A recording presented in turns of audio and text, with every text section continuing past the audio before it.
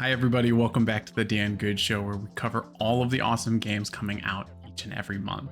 The back half of the month of August is stacked, so I won't waste any of your time. Without further ado, here's your games to watch. Don't forget to leave a comment down below and let me know what game you're looking forward to the most, or which game you think that I missed. First up on the list is a Souls-like called Black Myth: Wukong, which takes inspiration from a Chinese fantasy novel, Journey to the West. And while this is a Souls-like, it does have a unique mechanic that I really appreciate, in which the souls that will accumulate over time can be redeemed for sparks, which count as our skill points. And so long as we hold that skill point, we don't lose those souls, which I think is a very friendly approach. We play as son Wukong on his journey for immortality and to become the Monkey King. It's fully developed in Unreal Engine 5, and just from the couple gameplay trailers that I've seen, there's some really incredible biomes that we'll get to explore. We do expect this game to be a little bit more linear, akin more to Demon Souls and Dark Souls as opposed to Elden Ring, but that doesn't mean that there's not going to be a ton of NPCs giving us side quests, plenty of hidden bosses as well. Wukong also has a really awesome ability in that he can transform into different animals based on the bosses that he's killed along the way. Those transformations won't just unlock new abilities for Wukong, but he'll also get new health bars, so it'll be a really interesting play back and forth intense fights. The developers have also said that there's going to be over 160 enemy types and over 80 unique bosses, so there will be plenty of content in this game, so don't worry that it's not the size of Elden Ring. Now, if Souls-like aren't your thing, maybe you're more of a Quantic Dream person, a little bit more story-driven, narrative focused, then I have the next game for you. In Dustborn, we will play as Pax, who's given a unique opportunity that will change your life with just a catch. You just gotta steal some cargo and smuggle it across the country. Gather your misfit group of superpowered band members and assemble the Dustborn. Make sure you get lots of practice in with the band,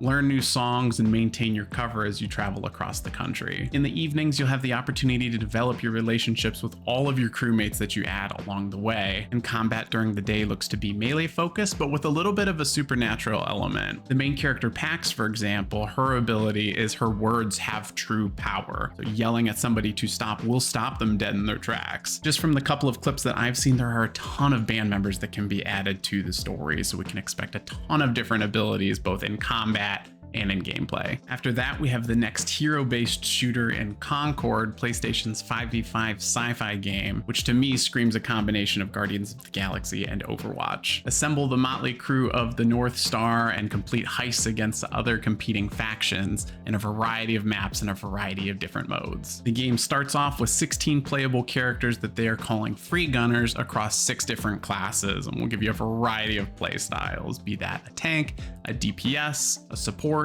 a healer, tons of different combinations. I've spent a good amount of time in both open beta weekends, and I came away really impressed with it. And in particular, I love the emphasis of switching free gunners in the same match to get additional hidden bonuses. So it really forces you to try as many characters as possible. The team has also promised to deliver weekly cinematics to flesh out the characters and the universe, which I think is a really nice mix, and also reminds me of the Blizzard cinematics of old as we were getting ready for Overwatch. So I'm super excited for those too. Now, the big caveat with this game that everybody's been talking about online is the $40 price tag. In my opinion, spending about half a dozen hours across the 2 open beta weekends, it's worth $40, and especially if you get everything unlocked. I cannot tell you how much money that I have spent in free games like Fortnite and in Overwatch. I don't even want to disclose that information to you. $40 gets us everything. I'm personally locked in. Man, I keep looking at this list, and the variety of games coming out this month is phenomenal. Then we have Visions of Mana, which is an incredible JRPG franchise that has not seen a new installment in almost 20 years. We play as Val, who's accompanying his friend who's been chosen to travel to the Tree of Mana and access her soul guard. We'll travel across a semi-open world that's vast and beautiful, with a heavy emphasis on nature and its relationship to the elements of mana. In terms of gameplay,